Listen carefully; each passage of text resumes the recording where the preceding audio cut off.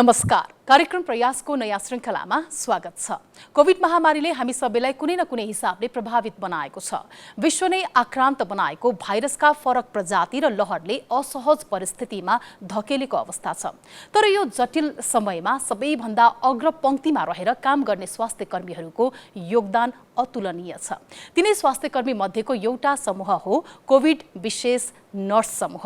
आज हामी यो समूहको संयोजक तथा सन् 2020 मा विश्वकै उत्कृष्ट नर्सको सूचीमा पर्न सफल मध्येकी एक नर्सको प्रयासहरू लिएर उपस्थित भएका छौं। को हुनुहुन्छ त उहाँ? यो छोटो जानकारी। कोभिड रोकथाम र स्वास्थ्य प्रवर्धनको अभियान सहित हाल देशका 7वटै प्रदेशमा कोभिड विशेष नर्स समूह सेवारत रहेको छ।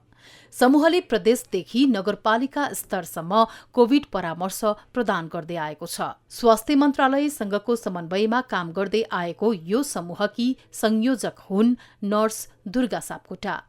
महामारीको पहिलो लहरमा आफ्नै आमा गुमाएकी दुर्गाले भाइरसप्रतिको डर त्रासले कुनै पनि मानिसले ज्यान गुमाउन नपरोस् भन्ने सोचसहित अभियानको कल्पना गरिन्। दुर्गा नर्स तथा मिडवाइफ अन्तर्राष्ट्रिय वर्ष 2020 का अवसरमा विश्व स्वास्थ्य संगठन UNFPA, अन्तर्राष्ट्रिय नर्सिङ परिषद तथा अन्तर्राष्ट्रिय मिडवाइफ संघको विश्वकै उत्कृष्ट 100 नर्सको सूचीमा पर्ने मध्यकी एक नेपाली हुन्। जोन्सन एन्ड जोन्सनको नेपालका लागि हेल्थ एम्बेसडर समेत रहेकी दुर्गा सुरक्षित गर्भपतनको ओकालत समेत गर्दै आएकी छिन्। यौन तथा प्रजनन, मातृ तथा नवजात शिशु र किशोर किशोरीको स्वास्थ्य क्षेत्रमा 1 दशकदेखि प्रयासरत दुर्गाका प्रयासहरू आजको श्रृङ्खलामा। हजुर, कोभिड विरुद्ध नागरिकलाई सही सूचना, परामर्श र स्वास्थ्य सेवामा प्रयासरत कोभिड विशेष नर्स समूहकी संयोजक दुर्गा सापकोटालाई हामीले कार्यक्रममा निम्त्याएका छौं।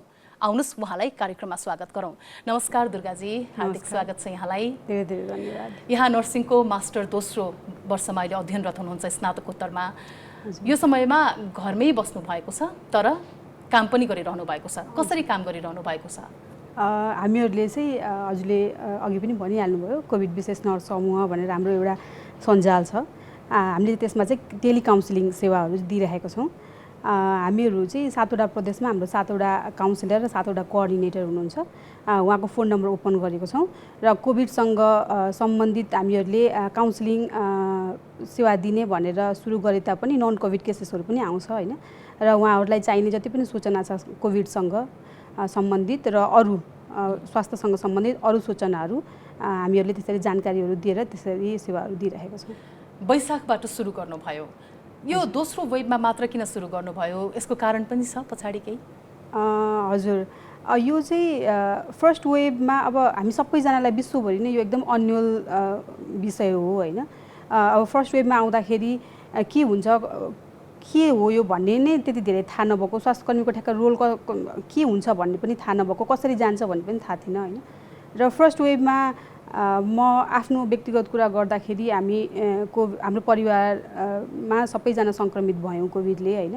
र त्यो दौडानमा आमालाई चाहिँ अलि धेरै च्याप्यो र उपचार गर्दा गर्दै आमालाई त्यसरी हामीले गुमाउनु पर्यो र त्यो पीडाबाट निस्किनलाई नै धेरै नै टाइम लाग्यो होइन। र त्यो हुँदाहुँदै पहिलो लहर गयो अनि अब सबै कुरा नर्मल हुन्छ कि भनेर हामी सबै आफै अब ब्याक टु नर्मल जस्तो लाइफमा आउँदै गर्दाखेरि फेरि सेकेन्ड वेभ आयो होइन।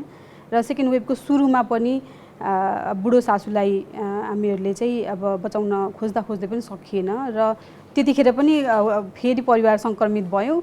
सङ्क्रमित भएर सकिँदाखेरि चाहिँ अब केही गर्नुपर्छ। आफू स्वास्थ्यकर्मी भइसकेपछि यस्तो महामारीको बेलामा मेरो व्यक्तिगत तर्फबाट पनि म फर्मल क्युरेटिभ सिस्टम हेल्थ सिस्टमभित्र नभए पनि मेरो पनि आफ्नो कर्तव्य हुन्छ भन्ने लागेर अनि त्यसरी चाहिँ सुरु भयो। त्यही परिकल्पना गर्नुभयो सुरुमा, त्यसपछि त समूह बनाउनु पर्यो नि त होइन, टिम बनाउनु पर्यो, अब त्यही आइडिया सेयर गर्नु पर्यो र त्यसलाई फेरि कार्यान्वयन गर्नु पर्यो।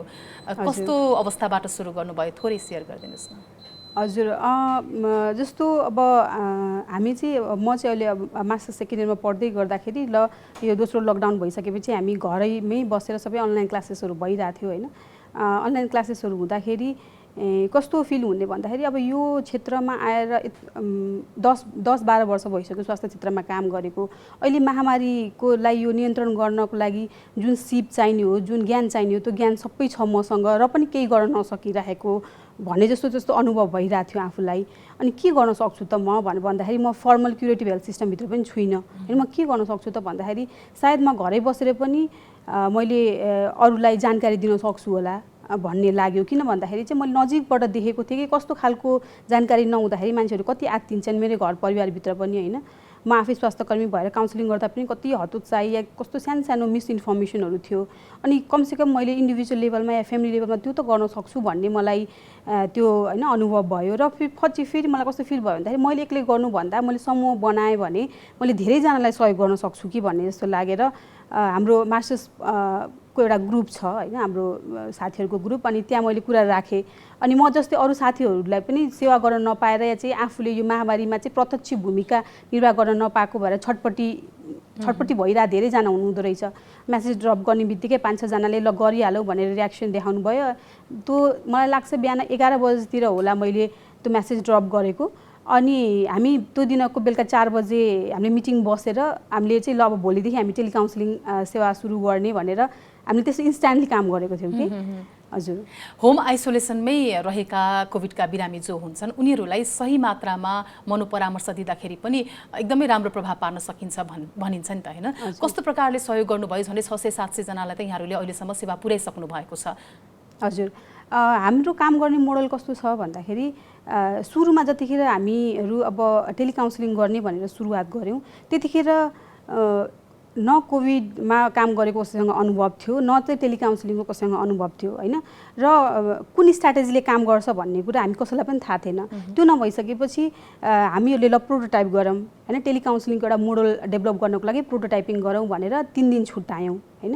3 दिन छुट्याउँदाखेरि हामीहरूले फोन नम्बर ओपन गऱ्यौँ र फोन नम्बर ओपन गरिसकेपछि हामीले त्यतिखेर 52वटा जिल्लाबाट फोन कलहरू आयो होइन। अनि हामीलाई फोन कल आउँदाखेरि हामीलाई कस्तो फिल भयो भन्दाखेरि अब भाषा पनि धेरैवटा भाषा जान्नुपर्ने रहेछ होइन।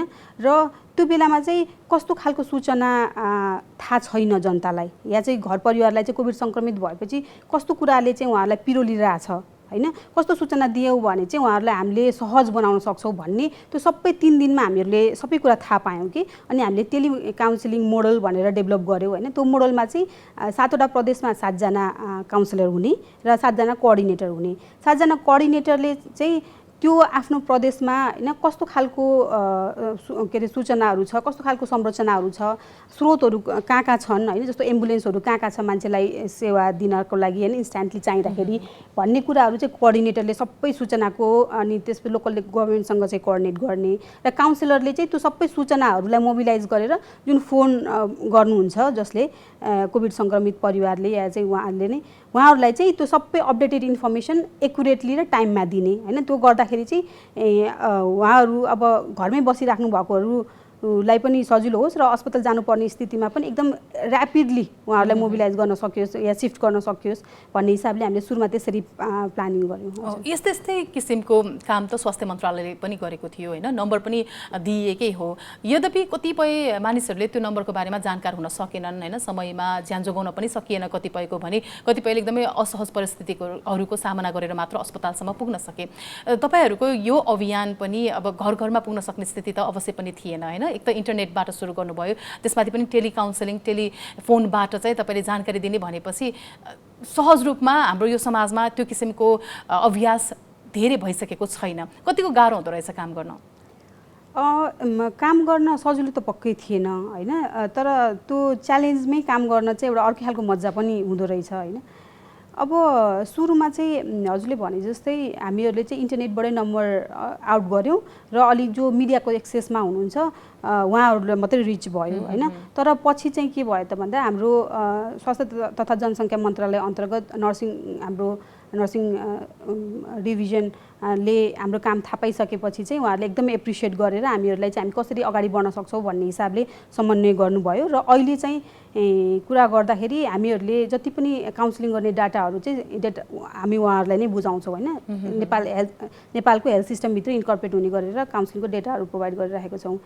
भन्न खोजेको च्यालेन्ज थियो तर चाहिँ अरू संरचनाहरू या चाहिँ अरू मान्छेहरूले पनि हामीहरूलाई सहयोग गर्नुभयो होइन। जस्तो नर्सिङ तथा सुरक्षा महाशाखाले अब कहाँ नर्सिङको अलिकति इन्चार्जहरू होइन प्रोभिन्स लेभलमा को हुनुहुन्छ, कसरी चाहिँ हामीहरूले आइसोलेसन सेन्टर र अरू स्वास्थ्य संयोजकहरूसँग कसरी होइन हामीहरूले कन्ट्याक्ट गर्ने र कन्ट्याक्ट गरेर कम्युनिटीसँग पुगेर कुनै कम्युनिटीमा चाहिँ टेस्टिङ भइरहेको छ या चाहिँ आइसोलेसन सेन्टर छ भने त्यहाँको मान्छेहरूलाई कसरी काउन्सिलिङ गर्ने भन्ने उहाँहरूले त्यस्तो गरिसकेपछि हामी चाहिँ स्थानीय तह र गाउँ र घरसम्म पनि पुग्न सफल भएको छौँ। र अहिले ठ्याक्क भन्नुपर्दा हामीसँग चाहिँ असारको 10 गतेसम्म हामीहरूले टोटल 900 जनालाई काउन्सिलिङ गरिसकेको छौँ। एकदमै राम्रो। यहाँहरूले अब 7वटै प्रदेशमा काम गर्नुभयो नि त होइन, सबैजना अब घरभित्रै हुनुहुन्थ्यो, यहाँले टेलिफोनबाट एकअर्कासँग समन्वय गर्नुभयो, स्वास्थ्य मन्त्रालयसँग पनि समन्वयमा काम गर्नुभएको। यद्यपि यहाँको टिम मध्येकै कसैको अनुभव होला नि त होइन, यो समूहले जुन प्रयास गर्यो त्यो प्रयासको सार्थकता चाहिँ यो कारण चाहिँ हामी सफल भयौँ भनेर सल्लाह पनि भयो होला यहाँहरूमा, त्यो कुनै अनुभव हामीलाई भन्न सक्नुहुन्छ? पक्कै पनि जस्तो म त्योभन्दा अगाडि एउटा के कुरा भन्छु भन्दाखेरि मलाई चाहिँ सुरुमा अब सुरु गर्दाखेरि चाहिँ मैले सुरु गरे पनि त्यो म भन्नेवाला भावना कहिले पनि आएन कि, किन भन्दाखेरि टिमले यति धेरै त्यो सबैजना एकदमै equipped skilled qualified human resources भएर होला होइन। सबैजनाको लिडरसिप एकदमै राम्रो होइन, सबैजना एकदमै कसैले पनि यो भलिन्टियर काम हो म अनपेड हो भनेर कहिले पनि सोचेको नै कहिले पनि थाहा पाइनँ क्या मैले टिममा होइन। एउटा कुरा गरिसकेपछि अरूले हुन्छ नि सबै रासनल दिने गरेर त्यो प्रोटोकल बनाउँदै लिएर त्यस्तै लाग्नुभयो होइन। अनि त्यो मलाई कस्तो फिल हुन्थ्यो भन्दाखेरि चाहिँ ओहो मैले यस्तो खालको मोडल नर्सिङ हेल्थ सिस्टम या चाहिँ यो खालको चाहिँ मैले कहिले पनि देखेको थिइनँ भन्ने हरेक दिन फिल हुने कि। अनि मलाई सुरुमा कस्तो लाग्थ्यो भन्दाखेरि यो एनर्जी कहिलेसम्म हुन्छ होला होइन। अब भोलिन्टियर हो, सबैजनाको फुल टाइम जब छ होइन, भनेको कोही फुल टाइम स्टुडेन्ट हुनुहुन्छ, कोही फुल टाइम टिचर हुनुहुन्छ, अझ फ्रन्टलाइनर्स पनि कतिजना जोडिनु भएको छ होइन। कहिलेसम्म यो इनर्जी सस्टेन गर्न सकिन्छ होला भन्ने त्यो कता अन्योलता थियो कि मलाई होइन। तर हरेक दिन बित्दै गर्दाखेरि त्यो इनर्जी चाहिँ एकदमै बढेको पाउँछु कि, कहिले पनि घटेको पाएन कि। त्यो भन्नु खोजेको त्यो के कुराले प्रेरित गर्यो होला त भनेर मैले रिफ्लेक्ट गर्दाखेरि हामीले चाहिँ जहिले पनि बेलुका 5:30 बजे मिटिङ पनि गर्छौँ होइन। त्यो गर्दाखेरि चाहिँ मलाई लाग्छ कि त्यो उहाँहरूले काउन्सिलरहरूले कोअर्डिनेटरहरूले जतिखेर फोन कल गर्नुहुन्छ र उहाँहरूले एउटा सेटिस्फ्याक्सन पाउनुहुन्छ होइन। एउटा सानो सूचना दिएको भरमा कसैको जिन्दगी नै बचेको छ र सानो सूचना दिएको भरमा हिजोसम्म उसलाई तनाव भएर निन्द्रा लागेको थिएन, अब बिस्तारै कम हुँदैछ होइन। उहाँहरूलाई सबैजनालाई इन्डिभिजुअल लेभलमा त्यो रियलाइजेसन भएको भएर नै सायद हामीले कन्टिन्यू गर्न सक्यो होला। र ठ्याक्क तपाईँको प्रश्नसँग आउँदाखेरि चाहिँ यस्तो धेरैवटा उदाहरणहरू छ जहाँ चाहिँ तपाईँले सूचना दिएको कारणले गर्दाखेरि म बाँचेँ होइन भन्ने धेरैवटा उदाहरण छ। या चाहिँ तपाईँले गरेको कारणले गर्दाखेरि चाहिँ मलाई जुन एन्जाइटी भइरहेको थियो त्यो घट्यो। या चाहिँ धेरैजना हामीसँग चाहिँ डिप्रेसनको पनि धेरै लक्षण भएर हामीसँग आउनुभएको या चाहिँ हामीले पहिचान गरेको र अहिले चाहिँ साइकेट्रिक कन्सल्टेसन गरिराख्नु भएको धेरैवटा बिरामी हुनुहुन्छ होइन। अनि उहाँहरूको त्यो रेस्पोन्स देख्दाखेरि त हामीले दिनमा 2-3 घन्टा छुट्याएर गरेको प्लानिङले कत्रो ठुलो इम्प्याक्ट होइन। सायद त्यो इम्प्याक्ट देखेर नै सबैजना एकदम खुसी हुनुहुन्छ होइन। र सबैभन्दा ठुलो कुरा भनेको चाहिँ हामीलाई फ्यामिलीले जुन सन्तुष्टि देखाउनु भएको छ या चाहिँ हामीलाई प्रेज गर्नुहुन्छ त्यो नै सबैभन्दा ठुलो सन्तुष्टि भन्ने लाग्छ। र अरू जस्तो टिमसँग कुरा गर्दाखेरि धेरैजनाले के पनि भन्नुहुन्छ भन्दाखेरि चाहिँ यत्रो वर्ष पढ्यो तर लिडरसिप भनेको के रहेछ, म्यानेजमेन्ट भनेको के रहेछ, क्रिटिकल थिङ्किङ सिचुएसनल एनालाइसिस गरेर आफ्नो डिसिजन लिने होइन, कसैको लागि डिसिजन लिने भनेको के रहेछ भनेर यत्रो वर्ष युनिभर्सिटीमा नसिकेको कुरा, किताबले नसिकेको कुरा सिक्यौँ हामीहरूले भनेर रिफ्लेक्ट गर्नुहुन्छ कि। अनि त्यो नै सायद यो नै सबैभन्दा ठुलो अचिभमेन्ट होला जस्तो लाग्छ। हजुर, यहाँहरूको सम्पूर्ण टिमले 24 घण्टा आफ्नो नम्बर चाहिँ अन राख्नुभयो होइन। बढी मात्रामा चाहिँ मानिसहरू अप्ठ्यारो परेको बखत चाहिँ कुन समयमा चाहिँ बढी फोनहरू आएको केही थाहा छ यहाँलाई? युजली चाहिँ दिउँसोतिरको समयमा, बिहान र बेलुका चाहिँ अलिक कम, बेलुकामा चाहिँ अलिकति धेरै नै सिरियस भयो भने मात्रै कल आउने होइन। होइन नत्र भने चाहिँ दिउँसोको समयमा चाहिँ धेरै कल आउने त्यस्तो पाएको छौँ।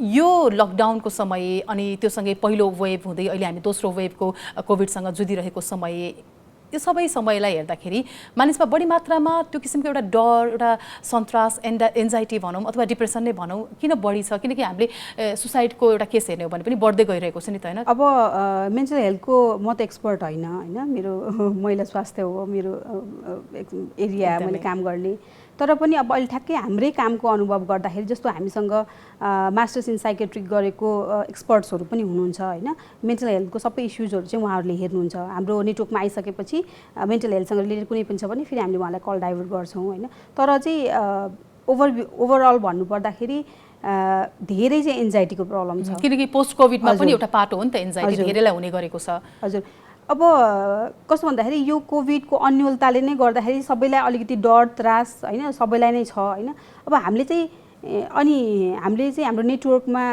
चाहिँ कस्तो कस्तो एन्जाइटीको सिम्टम्स चाहिँ कस्तो कस्तो तरिकाले देखिन सक्छ या कुन कुन फर्म्समा देखिन सक्छ भनेर हामीले एउटा पोस्ट सेयर गरेको थियो भने त्यो सेयर गरिसकेपछि सायद धेरैजनामा त्यो पहुँच भएर पनि होला र धेरैजनाले आफूलाई त्यो रिलेट पनि गर्नुभयो होला होइन। त्यसपछि एकदमै धेरै कल आउन थाल्यो होइन जस्तो राति निद्रा नलाग्ने धेरै तनाव हुने इरिटेसन धेरै हुने झड्को लाग्ने होइन काममा मन नलाग्नेहरू यस्तो खालको सिम्टम्स हुन्छ। कतै तपाईँलाई पनि एन्जाइटी भएको त छैन भनेर गरिसकेपछि चाहिँ एकदमै धेरै एन्जाइटी त्यसमा पनि अझ युथ पपुलेसन होइन त्यो आयो र ठ्याक्कै डिप्रेसनको कुरा गर्नुपर्दाखेरि चाहिँ कतिलाई चाहिँ कोभिड हुँदै गरेको र पोस्ट कोभिडको बेलामा पनि रिकग्नाइज चाहिँ नगर्नुभएको तर त्यो सिम्टम्सहरू भएको र हामीहरूले काम गर्दै गरिसकेपछि मेरो फलाना साथीलाई पनि यस्तो भइरहेको छ डिप्रेसनको सिम्टम्स हो भनेर रिलेट गरेर होइन हामीहरूलाई कन्सल्टेसन गरेको चाहिँ जस हामीसँग धेरै नै केसेसहरू छ। अहिले अब कार्यक्रम प्रयास नै हेरिरहनुभएका कतिपय अब कोभिडका बिरामी हुनुहुन्छ होला कोही चाहिँ पोस्ट कोभिडमा हुनुहुन्छ होला उहाँहरूलाई कस्तो प्रकारको लक्षणहरू देखिएको छ भने चाहिँ यो एन्जाइटी हो यसको उपचार छ भनेर केही भन्न सकिने त होला नि त यो क्षेत्रमा काम गरिरहँदाखेरि अलिकति मात्र भए पनि केही बताइदिनुहोस् न। त्यही त हाम्रोमा चाहिँ कस्तो छ भन्दाखेरि काउन्सिलिङ गर्ने अनि त्यसपछि साइकेट्रिक कन्सल्टेसन गर्ने भनिसकेपछि एउटा अलिकति मेन्टल हेल्थसँग धेरै नेगेटिभ हाम्रो थट्सहरू छ या चाहिँ हाम्रो समाजको त्यो खालको अलिकति त्यो लेन्सले हेर्नुहुन्छ होइन स्टिग्माहरू अलिक धेरै छ मेन्टल हेल्थसँग अनि त्यही भएर झ्याप्पै मान्छेले चाहिँ अब काउन्सिलिङ गइहाल्ने त्यस्तो देख्दिनँ म होइन। तर अब म के भन्न चाहन्छु भन्दाखेरि हामीहरूले चाहिँ सुरुमै सिम्टम्सहरू आइडेन्टिफाई गरेर सुरुमै हामीले होइन काउन्सिलरसँग एक्सपर्टसँग कन्सल्ट गऱ्यो भने त्यो सजिलै होइन जस्तो अरू शारीरिक सिम्टम्सहरू पनि सजिलै ट्रिट हुन्छ यो पनि ट्रिट हुन्छ भन्न चाहन्छु।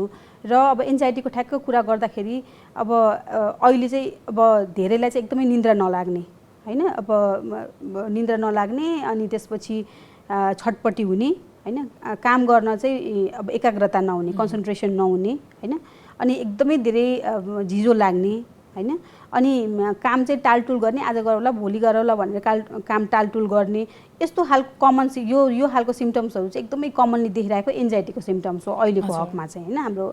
हाम्रो टेलिकाउन्सिलिङ गर्दाखेरि चाहिँ धेरै देखेको र यस्तो खालको भयो भने पनि तपाईँहरूले हामीलाई पनि कल गर्न सक्नुहुन्छ या चाहिँ नेपाल सरकारले पनि मेन्टल हेल्थको लागि भनेर छुट्टै होइन नम्बरहरू ओपन गरेको छ त्यहाँ पनि गर्न सक्नुहुन्छ या त्यो बाहेक अरू पनि संस्थाहरू छ जस्तै टिपिओ नेपालले पनि गरिरहेको छ होइन। तर तपाईँलाई कुनै पनि यस्तो खालको लक्षण देखेको छ भने छिटो काउन्सिलिङ लिनुभयो भने चाहिँ सजिलै नै यसको यो समस्याको समाधान चाहिँ हुन्छ पक्कै पनि। यहाँहरूले त अब कोभिड रोकथाम र स्वास्थ्य प्रवर्धन अभियान भनेर नै नाम दिनुभएको छ जति पनि नर्सहरू यसरी लागिरहनु भएको छ कोभिड रोकथाममा विशेष गरेर अब हामी फेरि अहिलेको अवस्था भनेको थर्ड वेभ आउन सक्छ भनेर एउटा त्रसित अवस्थामा नै छौँ नि त यो समय पनि। तर लकडाउन पनि स्मार्ट लकडाउनमा परिवर्तन भएको छ बिस्तारै खुल्दैछ धेरै ठाउँहरू होइन पसलहरू खुल्न थालिसकेका छन्। अब यो समयमा चाहिँ यहाँहरूले जुन काम गरिरहनु भएको छ त्यो काम अझै पनि आवश्यक छ होला कि अझ यो कामलाई तपाईँहरू परिमार्जन गरेर अगाडि बढ्नुहुन्छ? हजुर यो कुरा चाहिँ हामीले हिजो बेलुकाको मिटिङमा मात्रै डिस्कसन गरेको थियौँ होइन। अब हामी कसरी जाने किन भन्दाखेरि अब जस्तो सबै कुरा ब्याक भन्नाले अब अलिकति सुचारू हुन थाले जस्तो अब कलेजहरू पनि अब लाग्दैछ हाम्रो होइन हामीहरू कसरी जान सक्छौँ भन्ने कुरा गर्दाखेरि अहिले हामीसँग चाहिँ हाम्रो रिसोर्सेसहरू एक्सपान्ड भएको छ होइन। हामीहरूले चाहिँ प्रोभिन्सियल लेभलमा सुरु गरे तापनि हामीले लगभग हामीले 32वटा जिल्लाको अरू काउन्सिलरको नम्बर पनि ओपन गरेको छौँ, ताकि सबैलाई यो भोलिन्टियर काम हो यो होइन। अब अलिकति हामीले जनतालाई सहज गराउनको लागि गरेको सहयोग हो होइन, र कसैलाई बर्डन पनि फिल नहोस् र हामी सस्टेनेबल हिसाबले जान पनि सकौँ भन्ने हिसाबले डिस्ट्रिक्ट लेभलको काउन्सिलरहरू होइन, एउटा डिस्ट्रिक्टबाट त थोरैजनालाई भन्नाले कलहरू थोरै हुने भयो होइन, सबैलाई त्यो बर्डन म्यानेज गर्न, कलको बर्डन म्यानेज गर्न सजिलो हुने भयो। त्यो भएर हामीले त्यो एउटा स्ट्राटेजी लगाएको छौँ होइन, ताकि हामीहरूले यो अब के हुन्छ सिचुएसन थाहा छैन, कति कल आउँछ थाहा छैन, तर हामी कन्टिन्यू गर्ने भनेर होइन। र अब अगाडिको दिनमा चाहिँ अब त्यही अब सबैजनाले जस्तो इन्डियामा पनि अब भर्खरै पढ्दाखेरि थर्ड वेभ डेल्टा होइन भाइरसले अलिकति थर्ड वेभ आयो भन्ने खालको कुराहरू चलिरहेको छ। अब हामीलाई थाहै छ जहिले पनि इन्डियामा देखिसकेपछि नेपालमा चाहिँ अब आइहाल्छ होइन। त्यसको लागि चाहिँ हामी कसरी जाने भन्दाखेरि अहिले जुन एक्सपान्ड भएको डिस्ट्रिक्ट लेभलमा एक्सपान्ड भएको काउन्सिलरहरूको एज राख्ने होइन, हामीले हेरौँ अब हाम्रो क्यापेसिटीले कति भ्याउँछ र हामीसँग चाहिँ अब नर्सिङ डिभिजन पनि हुनुहुन्छ। अनि यदि चाहिने रहेछ भने अब फेरि भोलिको दिन थर्ड वेभ आएर फेरि लकडाउन भयो भने हामीहरूले सुरु गरेको कामलाई अझै हामीले होइन ऱ्यापिडली गर्नेछौँ। र अब हामी चाहन्छौँ कि थर्ड वेभ नआओस् अनि यत्तिकै नै समाधान होस्। र यतिकै समाधान भएको हकमा चाहिँ अब जस्तो नेपालमा टेलिनर्सिङको कन्सेप्ट स्टार्ट गर्ने नै सायद हामी नै हो फर्स्ट होइन। र एउटा यो कति अरूलाई हेल्प गर्दाखेरि कति धेरै इम्पावर्ड भइँदो रहेछ भन्ने र एउटा अटोनोमसली पनि हामीहरूले काम गर्न सक्छौँ भन्ने एउटा एक्जाम्पल सेट गरेको बेलामा चाहिँ यो कामलाई हामीहरूले पक्का नै निरन्तरता गर्छौँ। एकदमै हामीले अब यो कोभिड रिलेटेड कुराहरू त गरिहाल्यौँ, थोरै पर्सनल कुराहरू पनि गरौँ होला होइन। दुर्गाजीको मैले अगाडि अलिकति परिचय त जोडिसकेको छु। सन् 2020मा विश्व स्वास्थ्य सङ्गठन लगायत अन्य 4 संस्थाहरूले चाहिँ एउटा सूची तयार गर्यो 100जना नर्स र मिडवाइफहरूको। त्यसमा नेपालका 4 जना चेलीहरू हुनुहुन्थ्यो, त्यसमध्येको 1 जना तपाईँ हुनुहुन्छ होइन। आफ्नो नाम त्यो सूचीमा परेको पहिलो पटक जानकारी कति बेला पाउनुभयो र त्यतिखेर व्यक्तिगत रूपमा चाहिँ के महसुस गर्नुभयो? त्यतिखेर चाहिँ म कलेजमा साथीहरूसँग पढिरहेको थिएँ, बेलुका इभिनिङको समय थियो र सूचीमै पढ्नुभएको अर्को 1 जना मिडवाइफ हाम्रो प्रशंसा बहिनीले मलाई फोन गर्नुभयो। हाम्रो कुरा भइ नै रहन्थ्यो होइन। अब आफूभन्दा जुनियर यति धेरै एनर्जी छ उहाँहरूमा, यति धेरै भिजन छ, यति धेरै प्यासन छ, म त जहिले पनि उहाँहरूसँग इन्सपायर्ड हुने। अनि अगाडि चाहिँ उहाँहरूको काम एकदम इन्सपायर्ड भएर मैले यो शानबाट उहाँहरूको इन्टरभ्यू लिएको थिएँ कि अनि इन्टरभ्यू लिएको थिएँ अनि हामी टु एन्ड फ्रो भएर काम गरिरहेको थियौँ। अनि उसले फोन गर्यो अनि फोन गर्दाखेरि के काम पर्यो होला भनेर कल रिसिभ गरेँ। अनि ऊ त एकदमै धेरै एक्साइटेड भएर दिदी यस्तो होइन लिस्टमा हाम्रो पनि नाम छ। मैले बुझिनँ एकछिन के भनेको भनेर। अनि इमेल आएको छ होला इमेल हेर्नु भनेर भन्यो। अनि त्यतिखेर हामीले एक्जामको लागि प्रिपरेसन गरिरहेको थियौँ साथीहरूसँग, मास्टर्सको साथीहरूसँग बसेर मैले। अनि एकछिन हेरेँ इमेल होइन, अनि एकछिन चाहिँ मैले साँच्चै नै बुझिनँ कि त्यो के भनेको भन्ने। अनि फेरि पढेँ होइन, अनि फेरि पढेर अनि त्यसपछि अनि बल्ल रिलेट गरेँ उसले भनेको अलि काम भएर अनि एकछिन त नम भयो जस्तो भयो।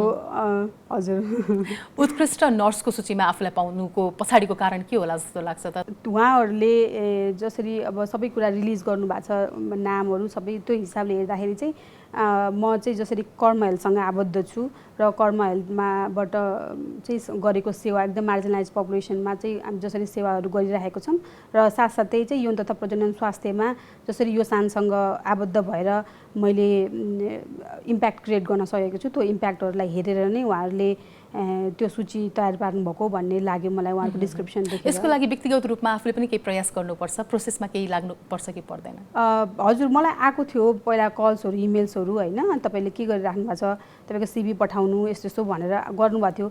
अनि एकचोटिको फलोअपमा मैले सिभीहरू आफ्नो सबै नै पठाएँ होइन। अनि तर ठ्याक्क अर्कोचोटि मलाई उहाँहरूले फलोअप गर्दाखेरि चाहिँ म एकदम फ्यामिली क्राइसिसमा थिएँ। अनि मैले चाहिँ जे सिचुएसन हो त्यही हो। अनि उहाँहरूले चाहिँ कोभिडमा के काम गरिराख्नु भएको छ भनेर सोध्नुभएको थियो फर्स्ट वेभमा। अनि मैले केही पनि काम गरिरहेको छैन, मेरो घरमा यस्तो क्राइसिस भइरहेको छ भन्नुभयो। अनि उहाँहरूले इन्टरभ्यूको लागि बसौँ यस्तो यस्तो भन्नुभएको थियो। अनि मैले त्यतिखेर नभ्याउने भएर अब फर्स्टमा फ्यामिली प्रायोरिटी भयो र एकदमै क्राइसिसको मिडलमा थिएँ म। अनि म भ्याउँदिनँ भनेर भने। अनि त्यसपछि मलाई त्यो दिमागमै आएन, मैले कहिले त्यसमा सोच्दा पनि सोचिनँ सायद, किन भन्दाखेरि मैले कन्टिन्यू उहाँहरूले भनेको त्यो टाइमलाइनहरू या चाहिँ केही पनि रिक्वायरमेन्ट्सहरू पनि पुरा गर्न सकिनँ होइन। अनि मेरो दिमागमा कहिले पनि थिएन अनि त्यसपछि एक्कासी आउँदाखेरि त हजुर एक्साइटेड नै भएको थिएँ। अवश्य पनि यौन तथा प्रजननको क्षेत्रमा तपाईँ झन्डै झन्डै 1 दशकदेखि लागि नै रहनु भएको छ। अहिले पनि अब सहरतिरको कुरा गर्ने हो भने पनि हुन त यहाँहरूको तर्फबाट हेर्ने हो भने अझै पनि यहाँ पनि यसको ज्ञान कमी नै छ हैन। यद्यपि हामी चाहिँ बढी मात्रामा दुर्गम ठाउँमा मात्र यसको ज्ञानको कमी होला भन्ने सोच राख्छौँ। यौन र प्रजनन स्वास्थ्यको बारेमा जानकारी किन आवश्यक छ? सबैभन्दा पहिला चाहिँ यौन भन्ने शब्द नै एकदमै धेरै स्टिग्मा जोडिएको छ हैन। र हामीले यौन तथा प्रजनन स्वास्थ्यलाई कहिले पनि प्राइमेरी हैन इम्पोर्टेन्स दिएर हामीहरूले आफ्नो शरीरलाई या चाहिँ त्यो पार्टमा केयर गर्दैनौँ, गरेकै छैनौँ हैन। इभन मेरै कुरा गर्ने भने पनि मलाई चाहिँ सायद अब कि खुट्टा दुख्यो भने म गइहाल्छु होला, तर मेरो प्रजननसँग चाहिँ यौनसँग सम्बन्धित भयो भने ल ठिकै छ भनेर टार्ने त्यस्तो खालको चाहिँ एकदमै धेरै नै छ। त्यसले गर्दाखेरि चाहिँ धेरै समस्याहरू निम्ताएको छ। र अरू चाहिँ हाम्रो समाजमा चाहिँ धेरै लालचना भएको भएर यो विषयमा कुरै गरिन्न र के भइरहेको छ भन्ने थाहा पनि छैन कि धेरै पाटोमा हेर्दाखेरि हैन।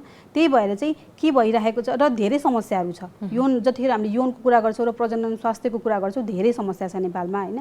र त्यो समस्याहरूलाई चिर्न र यौन तथा प्रजनन स्वास्थ्य भनेको पनि अरू स्वास्थ्य जतिकै इम्पोर्टेन्ट हो भनेर रियलाइज गराउनलाई चाहिँ यो पाटोमा कुरा गर्न काम गर्न एकदमै जरुरी छ। कर्मा हेल्थमै रहेर पनि यहाँले जुन काम गरिरहनु भएको छ नि त हैन, विशेष गरेर दाङमा गरिरहनु भएको छ, त्यसको आवश्यकता दाङमै चाहिँ किन पर्यो? हामीले चाहिँ अब यो सुरुमा हाम्रो जसरी कर्मा हेल्थ सुरु हुँदाखेरि अब एकदमै दाङ एकदमै रोडको नजिक भएर पनि एकदमै पिछडिएको बस्ती जुन हामीले अहिले राजपुरमा काम गर्छौँ, त्यो चाहिँ रोडको अहिले चाहिँ पुल बनेको छ अनि त्यतिखेर चाहिँ पुल पनि थिएन। राप्ती नदी पारी त्यो गाउँ हामीले जुन गाउँमा काम गरिरहेछौँ ठ्याक्क राप्ती नदी पारी अनि तपाईँको त दक्षिणतिर इन्डियाको बोर्डर छ हैन।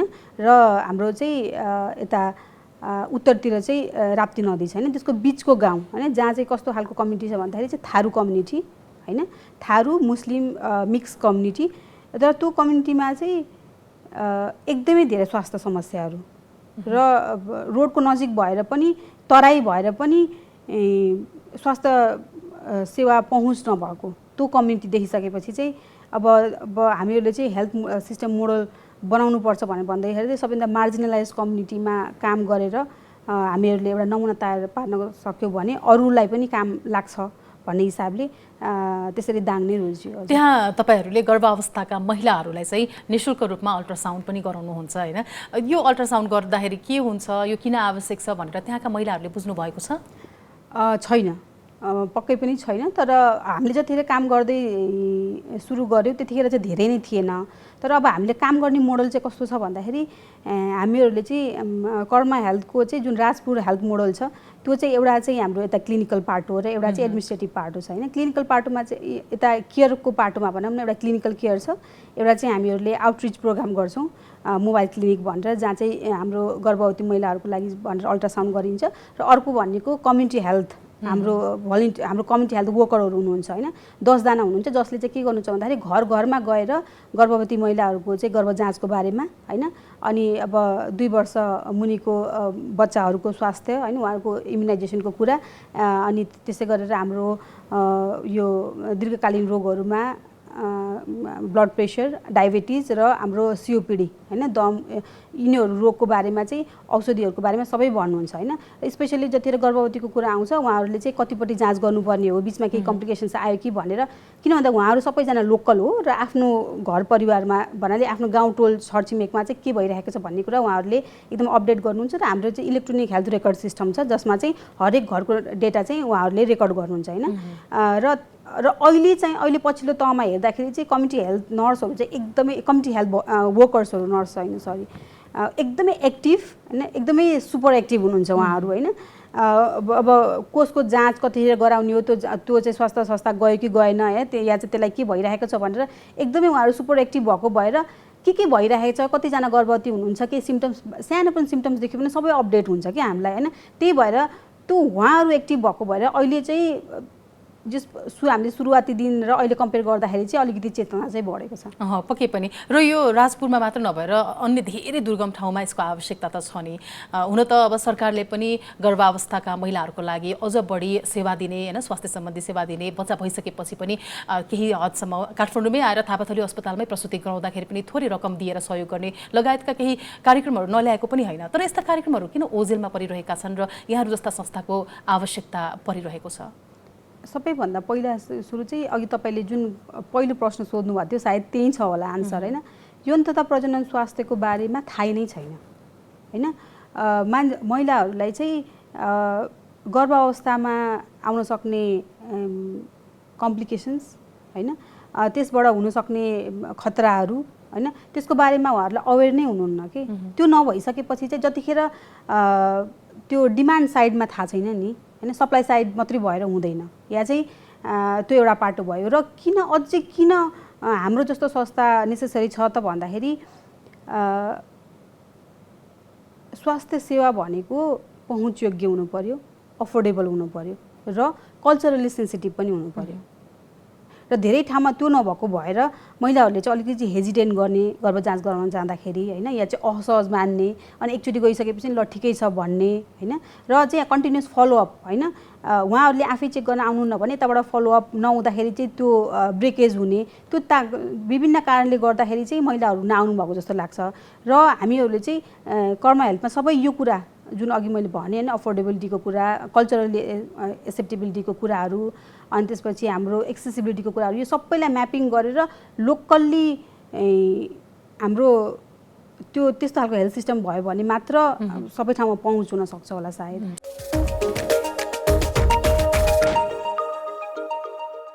एउटा महिलाले कसरी थाहा पाउने कि म पूर्ण रूपमा प्रजनन स्वास्थ्य मेरो स्वस्थ छ कि छैन?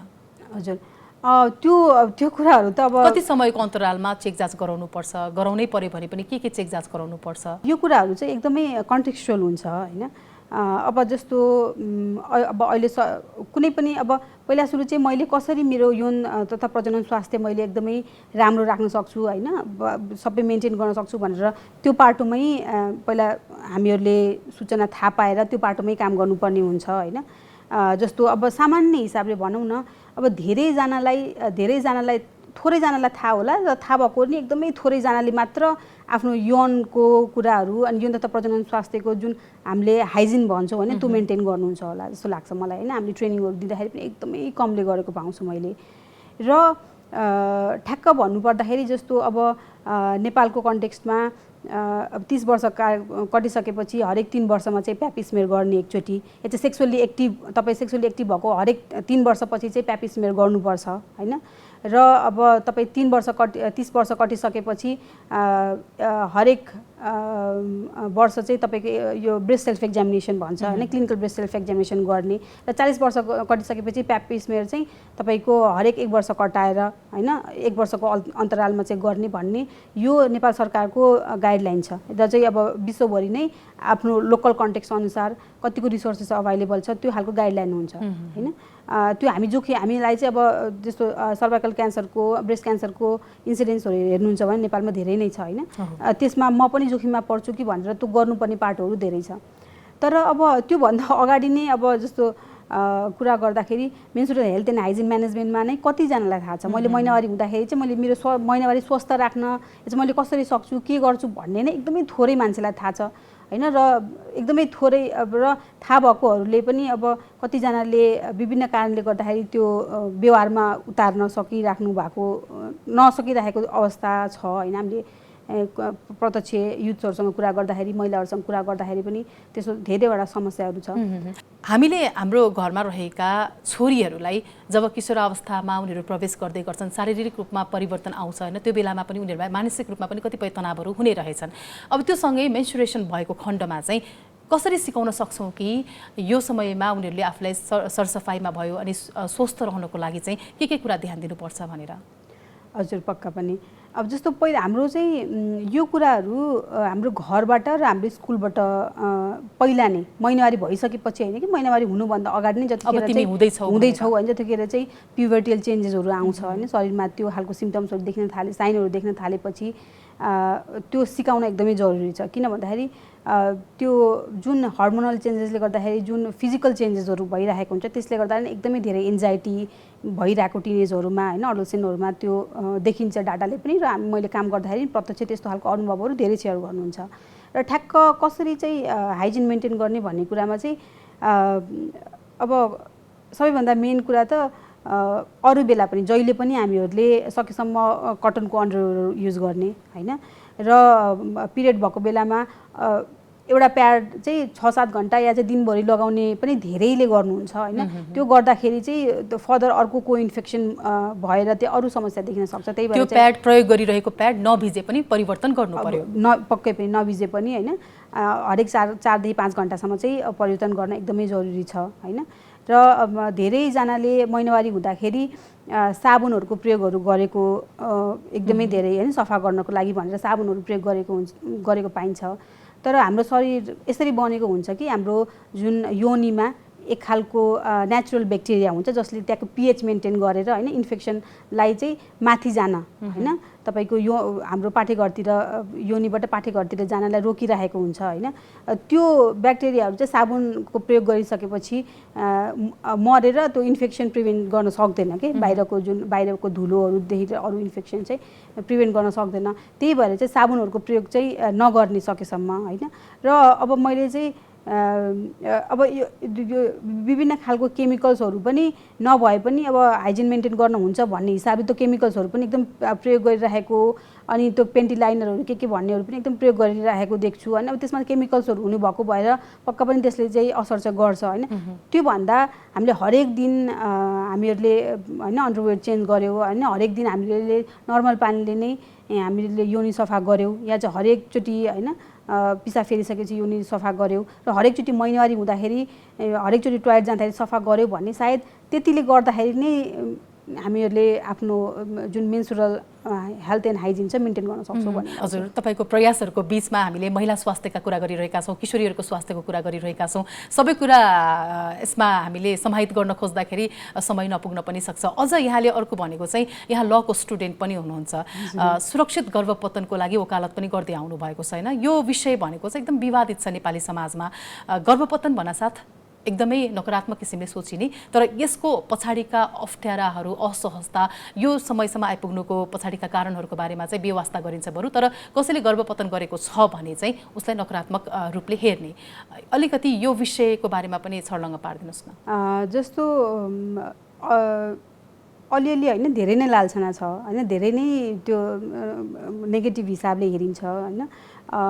मैले पनि काम गर्दाखेरि मलाई अलि अगाडि चाहिँ धेरै क्वेसन आउँथ्यो कि जस्तो कस्तो इस्युलाई लिएर हिँडेको होइन। अब अलिकति फेरि हाम्रो त समाजमा अब अलिकति नौलो अनि त्यो अलिकति फरक धारा हुने बित्तिकै सजिलो छ नि त डलरवादी अब विदेशीको होइन एजेन्डा लिएर आई भन्ने खालको त्यस्तो एकदमै फेमिनिस्ट भयो होइन।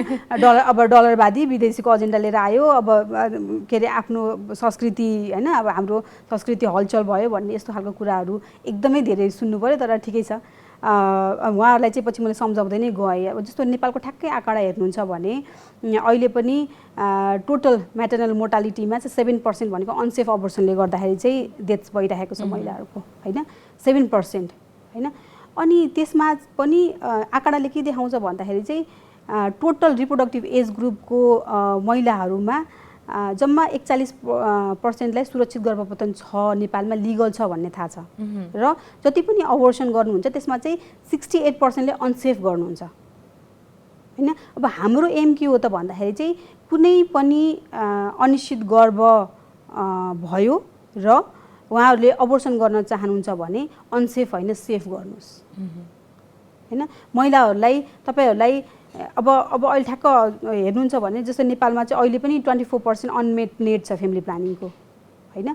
र अनिश्चित गर्भ त अब हामीलाई थाहा नै छ होइन। धेरै अब कन्ट्रासेप्सन युज गर्ने कुरामा पनि कति धेरै स्टिग्मा छ होइन।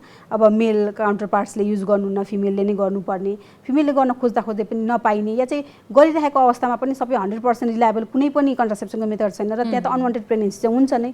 त्यो बेलामा चाहिँ उहाँले अनसेफ होइन कि उहाँहरू सुरक्षित हिसाबले गरेर सेफ गर्नुहोस् भन्ने हिसाबले चाहिँ हामीहरूले काम गर्दै आएको छौँ। हजुर, किनकि असुरक्षित गर्भपतनले त्यो महिलाको स्वास्थ्यमा दीर्घकालीन कुनै न कुनै समस्या ल्याउन सक्छ भनेर चाहिँ त्यो बारेमा जानकारी अगाडि नै लिनु पर्यो हैन।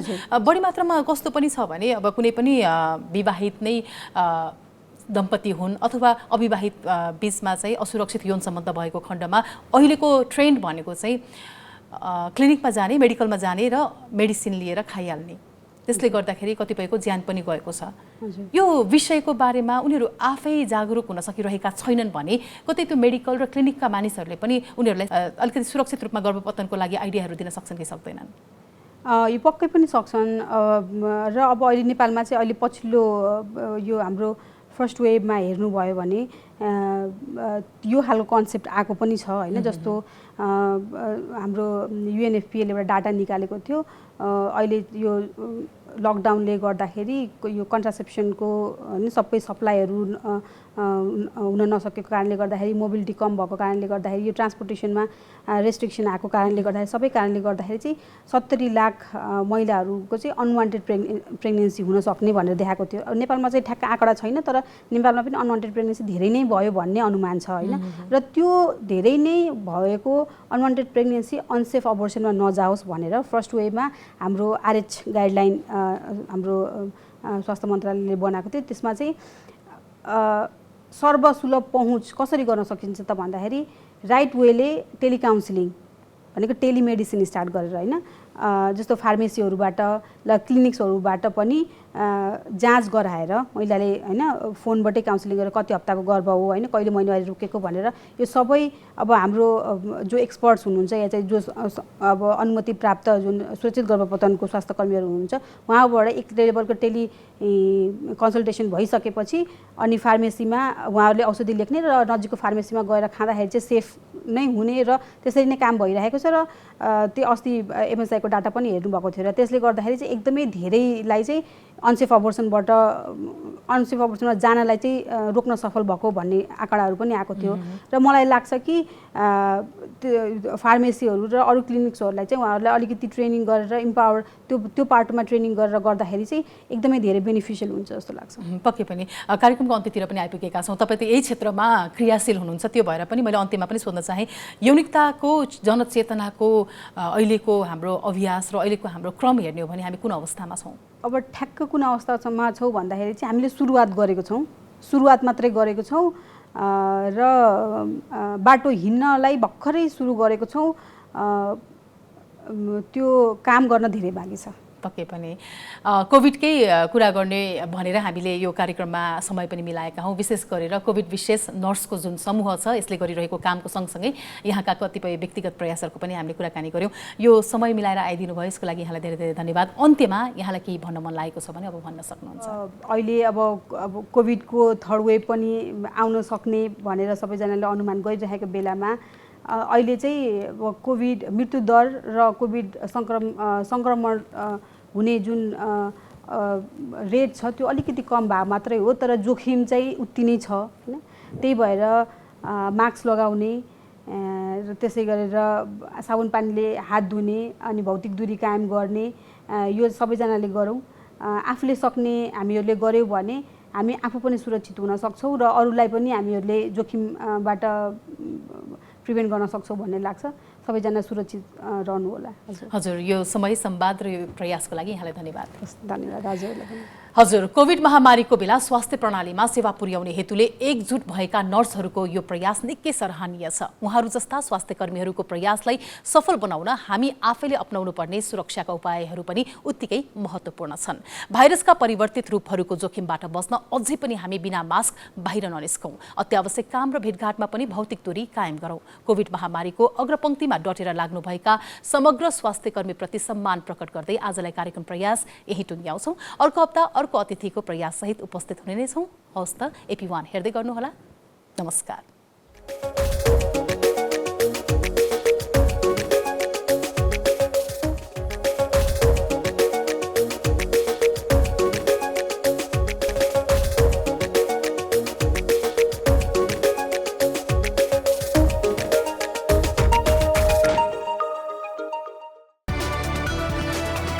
It's an AP1 presentation.